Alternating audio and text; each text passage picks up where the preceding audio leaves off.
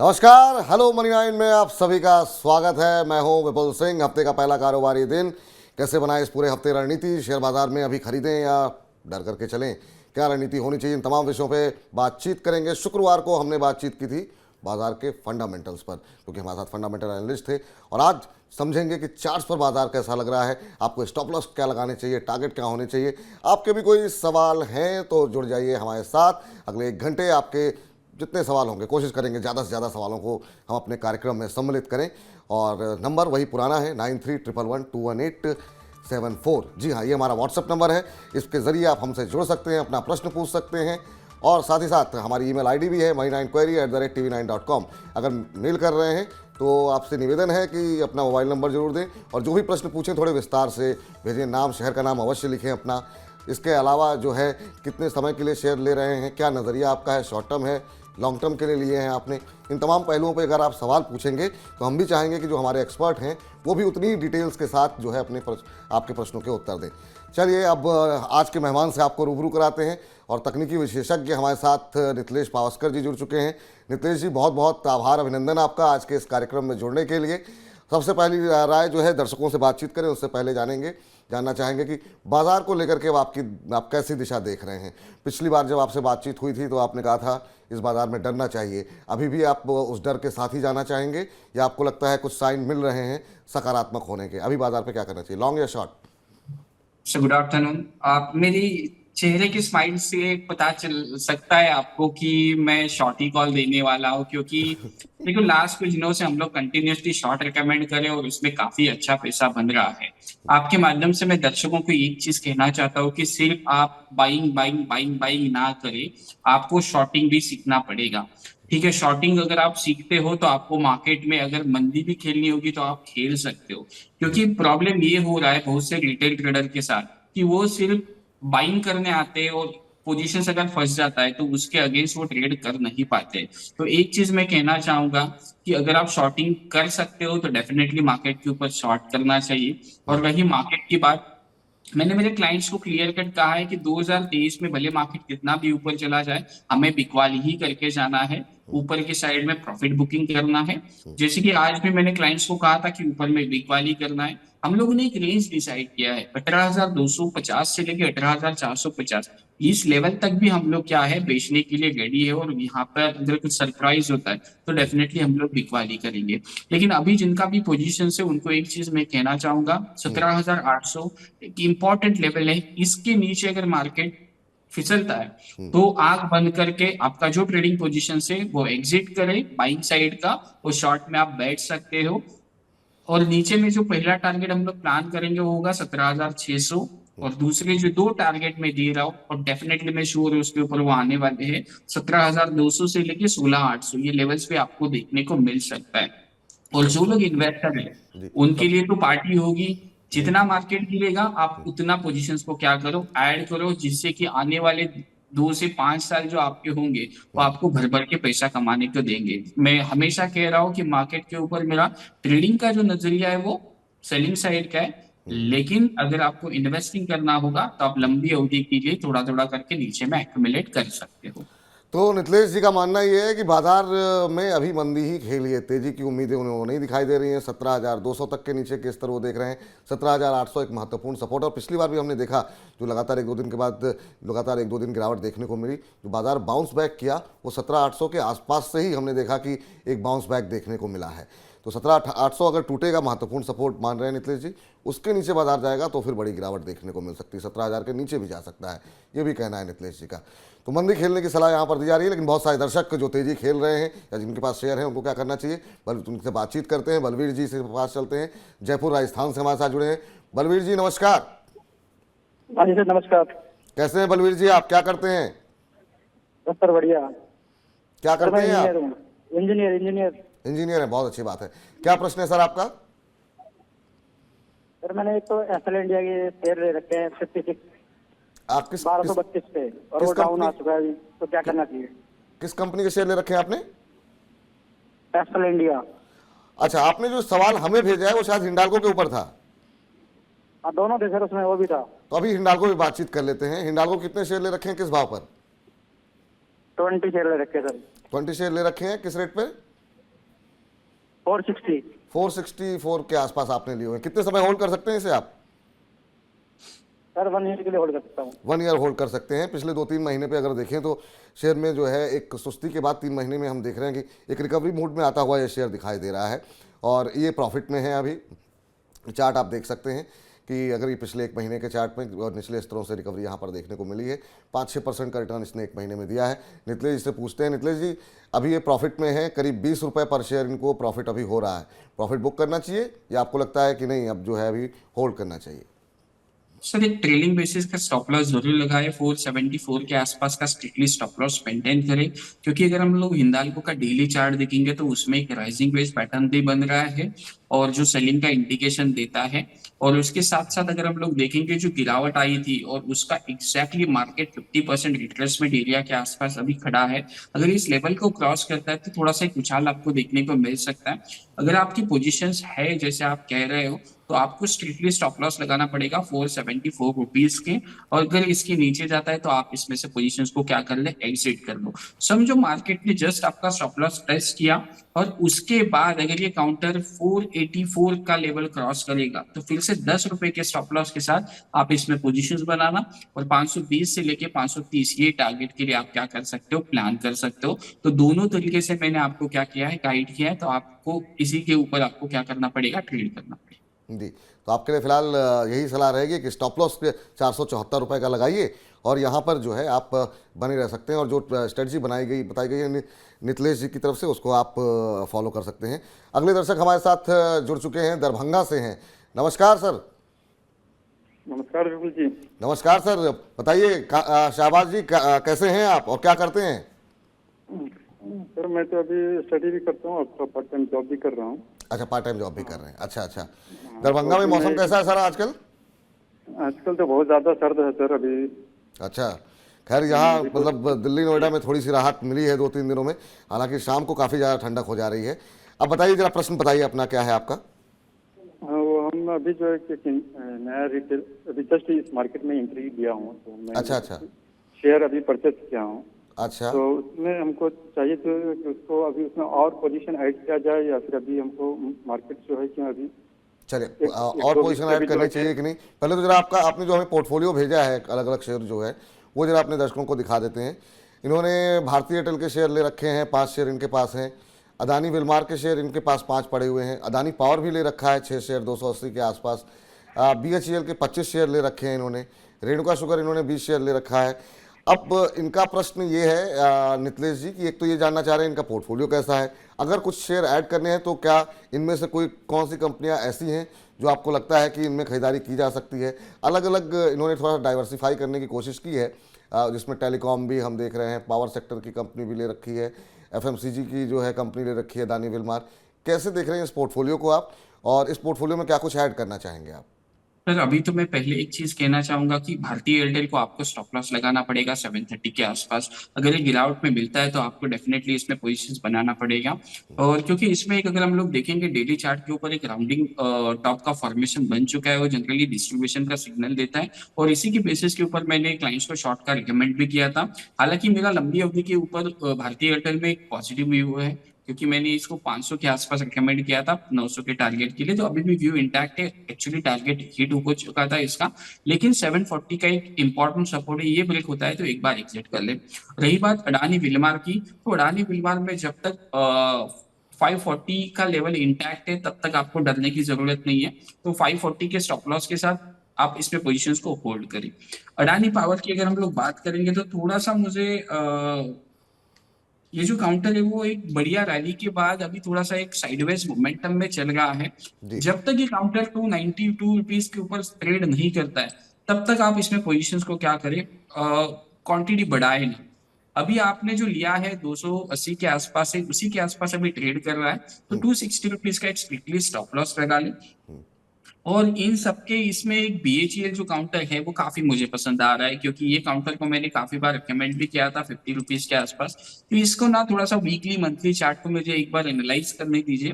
87 rupees का एक important level है। अगर किस करंट मार्केट में गिरावट आती है 68 रुपीज के आसपास अगर मिलता है तो इसमें पोजीशंस को क्या कर सकते हो, आप एवरेज कर सकते हो। और एक कुछ स्टॉक था, अगर आप स्क्रीन के ऊपर दिखा सकते हो तो मैं फिर से गाइड कर सकता हूँ। बिल्कुल दिखाते हैं सर। इनके पास इसके बाद अलावा अदानी विलमार्क के भी शेयर थे। हम चाहेंगे जरा ये देखिए आप रेणुका शुगर के और Renuka sugar, okay, Renuka sugar को मुझे एक बार चेक करने दीजिए। रेणुका शुगर का अगर हम लोग बात करेंगे तो डरने की कुछ बात नहीं है, स्टॉक मोमेंटम में चल रहा है। लेकिन अभी आप इसको एक स्टॉप लॉस डाल दो, ट्रेडिंग बेसिस का स्टॉप लॉस डाल दो 52 रुपीज का। अगर ये 52 रुपीज क्रॉस होता है नीचे के साइड में तो एग्जिट कर लेना। लेकिन ऊपर में अगर ये काउंटर 57 रुपीज का अगर ये ब्रेकआउट दे देता है तो आपने जो क्वांटिटी लिया है उसका एग्जैक्टली जो क्वांटिटी 20 लिया है उसी को ऐड करना, मतलब 40 क्वांटिटी करना 57 रुपीज के ऊपर ब्रेकआउट के बाद, और तब स्टॉप लॉस आएगा हमारा 53 रुपीज का। मतलब मोटा मोटी अगर हम लोग बात करेंगे तो 4 से 5 रुपए का स्टॉप लॉस आएगा। और ये अगर काउंटर 57 को ब्रेकआउट कर देता है तो 68 से लेके 78 टारगेट के लिए हम लोग प्लान कर सकते हैं। चलिए शाहबाज साहब, तो दो चीज़ों का ध्यान रखिए कि जैसे कि नितेश जी का मानना है बाजार में गिरावट आ सकती है, तो अगर गिरावट आती है तो जो स्टॉप लॉस इन्होंने बताए हैं उसको आप बहुत क्लोजली फॉलो कीजिएगा। और जब बाजार गिरे तो अगर आप ऐड ऑन करने की सोच रहे हैं तो बाजार गिरने के बाद जो है तब आप लंबी अवधि के लिए निवेश करें तो ज़्यादा बेहतर रहेगा। उम्मीद करते हैं कि आप अपने उत्तर से पूरी तरह संतुष्ट होंगे जो आपको उत्तर मिला है। चलिए हमारे साथ आशीष जी हमारे साथ अब जुड़े हैं प्रश्न जी, हमारे साथ आशीष जी जुड़े हुए हैं। और आशीष जी नमस्कार। नमस्ते सर। नमस्ते। कहाँ से हैं सर आप? सर मैं कोटा राजस्थान से हूँ। कोटा राजस्थान से हैं। और अब हमने इस कार्यक्रम में एक बदलाव किया है नितिलेश जी कि जो तमाम हमारे साथ दर्शक रहते हैं तो एक दर्शक के साथ हम लाइव जुड़ते हैं, उनके पोर्टफोलियो को डिस्कस करते हैं और गेस्ट से सीधे बातचीत कराते हैं। आप कोटा से हैं सर? हाँ सर। कैसा मौसम है सर कोटा के अंदर? जगह तो बहुत खूबसूरत है। कोटा में एक लास्ट वीक से थोड़ी ठंड बढ़ गई है, वरना पहले थोड़ी ठंड खत्म हो गई थी, अब जी। थोड़ी सी ठंड बढ़ गई है, तो टेम्परेचर करीब 11-12 डिग्री सेल्सियस है। क्या करते हैं सर आप? सर मैं 12 साल से आईटी में जॉब करता हूँ। हालांकि मेरी ऑफिस कहीं और है, बट वर्क फ्रॉम होम चल रहा है, तो वर्क फ्रॉम होम चल रहा है। 2-3 साल से मैं यही हूँ। चलिए बहुत अच्छी बात है। और कोटा तो मशहूर है, शिक्षा का गढ़ है वहाँ पर और पूरे देश भर से लोग वहाँ पहुँचते हैं शिक्षा ग्रहण करने के लिए। बहुत अच्छी बात है जी। क्या पोर्टफोलियो है सर आपका? जरा अपने शेयरों के बारे में बताइए हमें।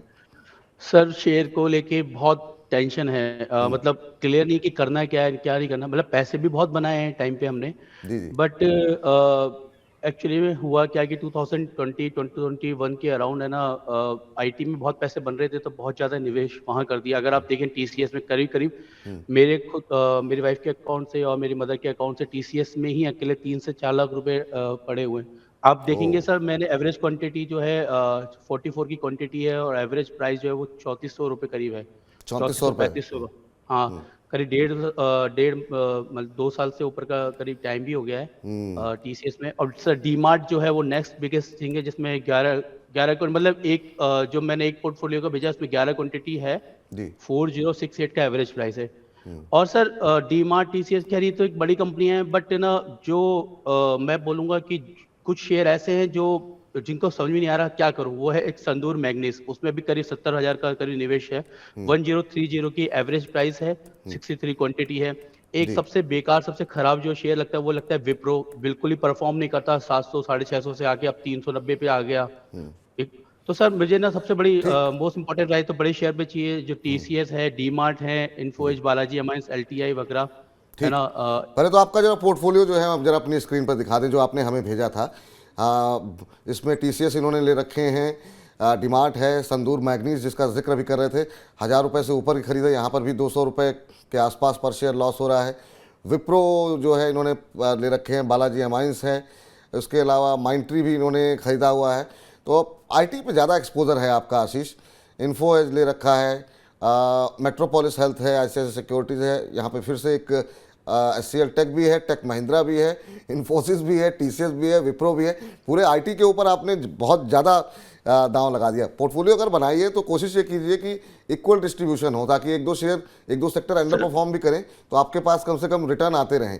अब आईटी पूरे 2022 में बुरी तरह अंडर परफॉर्म किया है। अभी भी चीज़ें बहुत ज़्यादा ब्राइट दिखाई नहीं दे रही हैं। अगर यूएस में रिसेशन आता है तो बहुत सारे कंसर्न हैं। लेकिन पूछते हैं नितेश जी, आपके सामने हमने अभी पूरा पोर्टफोलियो रखा, आप आशीष जी से कुछ पूछना चाहें तो पूछ सकते हैं। मैं चाहूँगा इनका उत्तर दें आप।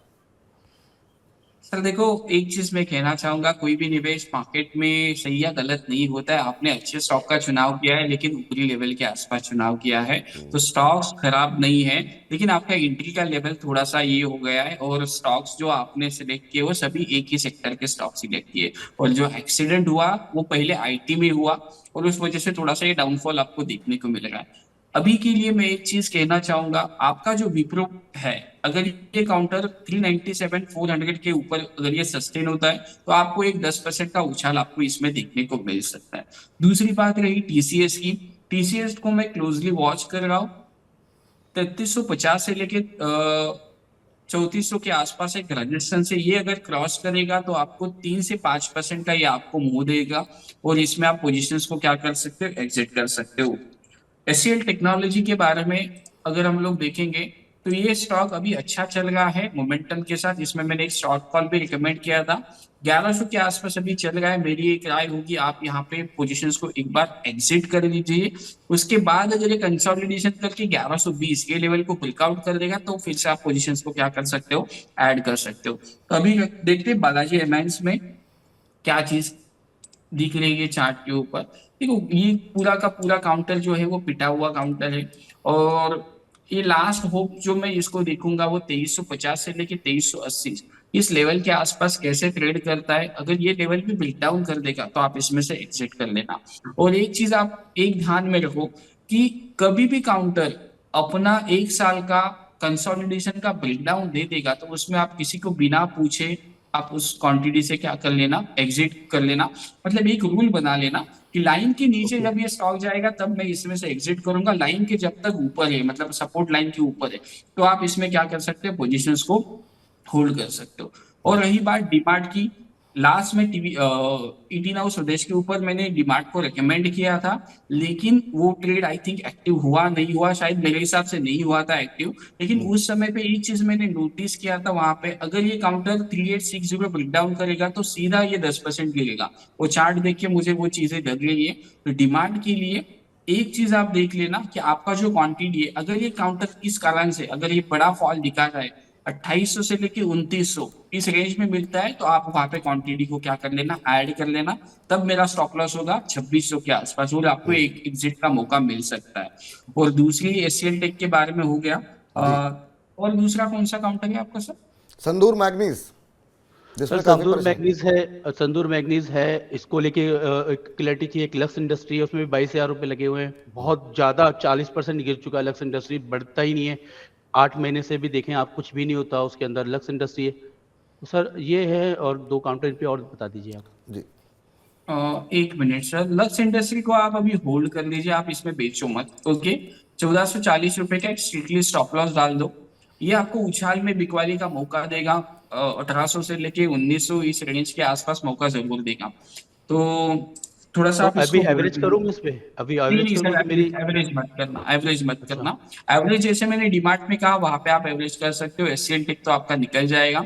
टीसीएस में अगर किस कारण से गिरावट होता है, और मैंने क्लाइंट्स को बोला है, अगर ये 2600 के आसपास मिलता है टीसीएस किस कारण से, जैसे सर बोल गए कि रिसेशन आएगा, ये चीजें होगी, तो आपको वहां पे पोजीशंस को ऐड करना पड़ेगा टीसीएस को।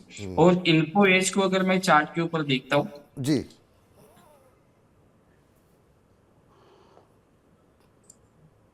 जी नितलेश जी। जी सर एक मिनट, इन्फो एज। और सर एक विप्रो को लेके भी डाउट है। आपने विप्रो को लेके बोला कि 10% का उछाल आएगा। सर वो मेरी एवरेज प्राइस ही 500 के ऊपर चल रही है, अभी 390 पे चल रहा है। तो 10% से आने पे क्या आप मुझे ये सलाह दे रहे हैं कि मैं निकल जाऊं उस उछाल में, कि या रिसेशन सपोज करो आता है तो मैं दोबारा एवरेज कर दूं उसमें 390 के और नीचे आके? अभी हम लोगों ने क्लाइंट्स को जो सलाह दी है कि आईटी में बिकवाली नहीं करनी है। पहली बात तो आईटी में थोड़ा सा कॉन्ट्रा प्ले करेंगे।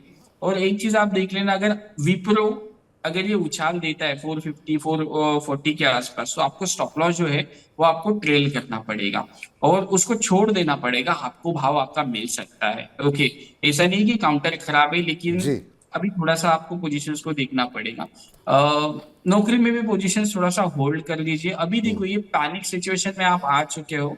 अभी एक शांति से आप काम करो, पोर्टफोलियो को ज्यादा देखना बंद करो। ओके, और जो आपके पास फंड है, ओके, उसको साइड में रखो पहले, आपको बाजार मौका देगा और आप अच्छे लेवल के ऊपर अच्छे स्टॉक पिक कर सकते हो। क्योंकि अभी का प्रॉब्लम ऐसा हो रहा है इस मार्केट में, क्योंकि 2020 2021 ने इतना सबको भर भर के पैसा दिया, 50 रुपए का स्टॉक भी 500 रुपए चल गया था, तो सबको एडिक्शन हो चुका है कि फास्ट रिटर्न का। लेकिन स्टॉक मार्केट एक ऐसी जगह है, वहां पे पेशेंस आपके टेस्ट होते हैं कि एग्जैक्टली आप 12 से 15% का एक मतलब ईयर ऑन ईयर बेसिस का अगर निकालते हो प्रॉफिट, तो भी अच्छा होगा। ये स्टॉक आपने अच्छे लिए है। नीचे में हम लोग फिर से बाइंग करेंगे, आप मेरे साथ जुड़ सकते हो। जी। मैं कोई भी आपको प्रोडक्ट बेच नहीं रहा हूँ, मेरा एडवाइजरी वगैरह कुछ चीजें नहीं, लेकिन आप लॉस में हो, इस वजह से मैं डेफिनेटली आपको गाइड कर दूंगा। आप मुझे व्हाट्सएप के ऊपर कांटेक्ट कर सकते हो। मैं कुछ भी आपको प्रोडक्ट नहीं बेचूंगा, ना मेरा क्लास बेचूंगा, ना कोई एडवाइजरी सर्विस। सिर्फ आप अभी लॉस में हो, इस जी वजह से सर, आपको गाइड। आप तो सर विपुल से एक रिक्वेस्ट और है, एक बहुत संक्षेप बीच में जी में सर, क्योंकि बहुत सारे लोग जुड़ रहे हैं हाँ तो सर, सब लास्ट है जी कि एक नीतीश सर ने बीच में एक ना एक टिप दी थी कि भाई अगर 52 वीक की लो जाए तो निकल जाना चाहिए, ऐसा शायद सर ने बोला था। जी तो सर ऐसी कोई टिप आप बीच बीच में हर एपिसोड में दे दिया करें, स्टार्टिंग में या आखिरी में, तो उससे एक हेल्प होगी। वरना चार्ट पढ़ना, ये सब देखना, रोज रोज उसको नहीं ट्रेस नहीं, करना, ये बिल्कुल तो बिल्कुल, सबसे आप होगा नहीं वैसे भी आप नौकरी कर रहे हैं, डेली के लिए अपने काम से अलग जो है समय दे पाना थोड़ा मुश्किल होता है। और हमने तो अलग अलग तमाम फॉर्मूला गुरु अगर आप देखेंगे तो हमने अलग अलग सीरीज कब शेयर से निकलना चाहिए, डिविडेंड स्टॉक क्यों लेने चाहिए, किन शेयरों से दूर रहना, इसको लेकर के बाकायदा आप हमारे यूट्यूब चैनल पे मनी9 ऐप पे आप देखेंगे।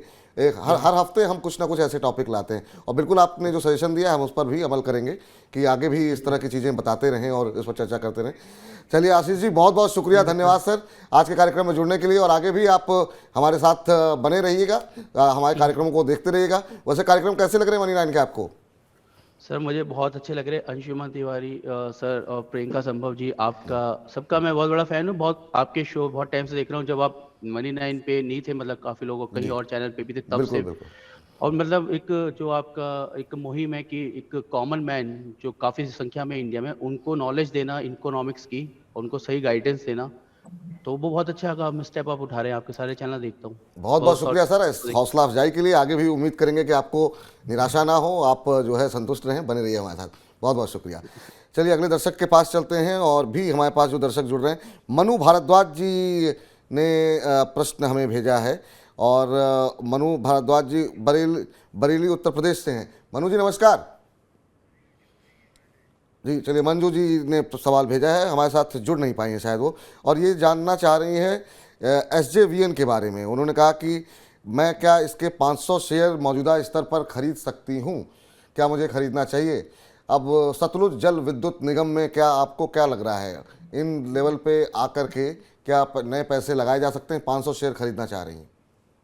एक मिनट, इसमें इस काउंटर में एक अच्छा खासा ब्रेकआउट पैटर्न बन चुका था, लेकिन वो ब्रेकआउट सस्टेन नहीं हुआ है। आपको अगर लेना होगा पोजीशंस को, तो दो हिस्सों में मैं एक चीज कहना चाहूंगा। एक तो 37 रुपीज के ऊपर ले लीजिए, एक तो 30 रुपीज के आसपास, या फिर 28 से लेके 29, ये उसका रेंज है। इस रेंज में आप पोजीशंस को क्या कर सकते हो, बना सकते हो। चलिए अभी बीच में खड़ा है काउंटर जी, अभी रुक जाइए, अभी अभी आप पैसे ना लगाइए, ये आपके लिए सलाह दी जा रही है। कृष्ण कुमार जी ने भी हमें व्हाट्सएप के ज़रिए सवाल भेजा है, और इनके पास अशोक लेलैंड के शेयर इन्होंने ले रखे हैं। 2200 की क्वांटिटी इन्होंने ले रखी है, 103 रुपये की इनकी खरीद है, 1 साल से होल्ड कर रहे हैं, और गोवा की राजधानी पंजिम से इन्होंने हमें प्रश्न भेजा है। अभी ये क्या सलाह रहेगी नितिश जी करंट लेवल के ऊपर? इनकी खरीद से तो भाव काफ़ी नीचे आ गया है। सर 140 कितने प्राइस का है? इन्होंने 100 रुपये के आसपास, 103 रुपये की खरीद इनकी है, 1 साल पहले लिया था जी।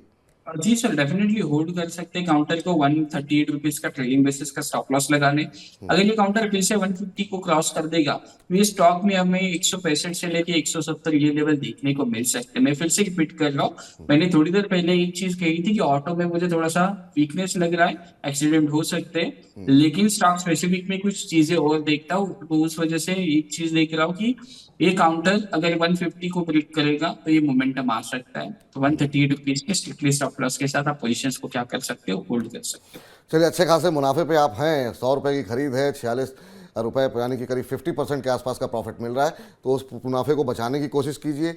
आप जो है एक स्टॉप लॉस लगा लीजिए 138 रुपये के आसपास, होल्ड करने की सलाह है। मोमेंटम देखो बनेगा जी। एक चीज मैं यहाँ पे कहना चाहूंगा, स्टॉप लॉस काफी जरूरी है। देखो हम लोगों ने छोला फाइनेंस का एक पुट ऑप्शन लिया था और हम लोगों ने उसको जस्ट प्रॉफिट में आने के बाद स्टॉप लॉस को ट्रेल किया 11 रुपये 80 पैसे का, और एग्जैक्टली 11 रुपये 75 पैसे का उसने लो लगाया। अभी वो 17 रुपये चल रहा है। ओके, तो ये मार्केट में हो सकता है। तो अभी मैं लाइव था, इस वजह से मैं वो ट्रेड नहीं दे पाया री एंट्री करने के लिए। तो आपको एक चीज देखनी पड़ेगी, ऐसा हो सकता है कि जस्ट स्टॉप लॉस ट्रिगर करे और उसके बाद आपके फेवर में चले, तो आपको री एंट्री का भी प्लान हमेशा देखना पड़ेगा। चलिए, हम वैसे तो बहुत ज़्यादा ट्रेडिंग पे बातचीत कम करते हैं, लेकिन अगर एक आध महीने का नज़रिया हो, क्योंकि बहुत सारे दर्शक काफ़ी इसमें इंटरेस्टेड रहते हैं, तो अभी आप कोई ट्रेड सजेस्ट करना चाहेंगे लॉन्ग साइड में या शॉर्ट साइड में? सर थोड़ा सा मैं वेट करूंगा, आज भी कुछ ट्रेड प्लान नहीं है, बाइंग के लिए तो कुछ नहीं है। जैसे लास्ट टाइम मैंने रिलायंस को बिकवाली की राय दी थी, वो रिलायंस अच्छा चला। तो अभी एचडीएफसी लिमिटेड आप देख सकते हो। एचडीएफसी लिमिटेड में एक बिकवाली का मौका मुझे लग रहा है, और ये काउंटर फिर से 2450 के लेवल दिखा सकता है। तो इसके लिए आपको क्या करना पड़ेगा, जी 2600 से लेके 2630 इस रेंज में बिकवाली करना है। 2650 का स्टॉप लॉस होगा। तो आपका जो पहला लॉट आएगा वो 2600 के आसपास आएगा। दूसरा लॉट जो आपको सेट करना होगा वो होगा 2630 के आसपास, और स्टॉप लॉस 2650 का होगा, और टारगेट जो बात करेंगे हम लोग 2450 के आसपास। तो 2630 के आसपास शॉर्ट करने की यहाँ पर सलाह दी जा रही है। 2650 का एक स्टॉप लॉस लगाइए। नीचे यहाँ पर बड़ी गिरावट की संभावना दिखाई दे रही है, शॉर्ट करके भी कमाने के माफ़ कीजिएगा मौके यहाँ पर एचडीएफसी लिमिटेड में बनते हुए दिखाई दे रहे हैं। कोई डिस्क्लोजर नितलेश जी आपकी तरफ से? नहीं, जो भी स्टॉक्स मैंने डिस्कस किए, कुछ क्लाइंट्स की पोजीशंस हो सकती है, मेरा पर्सनल कोई भी इंटरेस्ट नहीं है, ना ही मेरा और मेरे फैमिली का कोई भी होल्डिंग है इसमें। बहुत बहुत शुक्रिया, धन्यवाद, आभार आपका सर आज की इस चर्चा में जुड़ने के लिए, और तमाम हमारे दर्शकों के जो इतने सारे सवाल थे, फटाफट सभी तमाम प्रश्नों के उत्तर देने के लिए बहुत बहुत शुक्रिया आपका। तो चलिए, फिलहाल अब इस कार्यक्रम को समेटने का वक्त हो गया है, लेकिन हम हर रोज़ जुड़ेंगे, कल भी जुड़ेंगे 2 बजे, और कल होंगे आपके साथ प्रियंका संभव जी, और प्रियंका संभव जी बात करेंगी बीमा को लेकर के। अब इतने पैसे कमा रहे हैं तो पैसे को सुरक्षित रखना भी बहुत ज़रूरी है। तो बीमा को लेकर के कोई सवाल हो तो 9311211874 पर भेजिए। इसके अलावा ईमेल आईडी moneyninquiry@tv9.com, ये इस पर आप भेज सकते हैं। मेल कर रहे हैं तो फ़ोन नंबर अवश्य लिखें। आप विस्तार पूर्वक अपना प्रश्न भेजें ताकि विस्तृत तरीके से हम जो है आपको जानकारी दे सकें। तो बीमा से जुड़ा हुआ कोई भी सवाल हो, कल हम बात करेंगे उसके ऊपर। मंगलवार है, जैसा कि आपको हम कैलेंडर अपना दिखा रहे हैं। बुधवार को हम बातचीत करेंगे म्यूचुअल फंड को लेकर के। बृहस्पतिवार को हम पर्सनल फाइनेंस से जुड़े हुए हर सवाल का जवाब देंगे, और शुक्रवार को एक बार फिर हफ्ते के आखिरी कारोबारी दिन बात करेंगे स्टॉक मार्केट की। तो जिन दर्शकों के सवाल आज नहीं शामिल हो पाए हैं, हम शुक्रवार को उन्हें ज़रूर सम्मिलित करेंगे। अपने प्रश्न आप भेजते रहिए, जिस दिन जो है जिस विषय में बातचीत होगी आपका प्रश्न निश्चित रूप से उसमें सम्मिलित किया जाएगा। आज के लिए फ़िलहाल अब इस बातचीत को यहीं रोकते हैं। कल फिर मिलेंगे दोपहर 2 बजे बीमा के ऊपर बातचीत करने के लिए। फिलहाल के लिए इजाज़त दीजिए, लेकिन आप मनी 9 छोड़ के कहीं मत जाइए। मनी 9 लगातार देखते रहिए, तमाम अच्छे अच्छे शोज़ वित्तीय समझ से जुड़े हुए यहाँ पर पड़े हुए हैं, आप देखते रहिए। और अगर आपने अभी तक सब्सक्राइब नहीं किया हमारे चैनल यूट्यूब को तो सब्सक्राइब कीजिए, और साथ ही साथ बेल आइकन को भी दबा दीजिए, ताकि जब 2 बजने वाला हो तो पहले से ही आपको पता लग जाए कि अब जो वक्त हो गया है लाइव जुड़ने का। फिलहाल के लिए इजाज़त दीजिए, नमस्कार।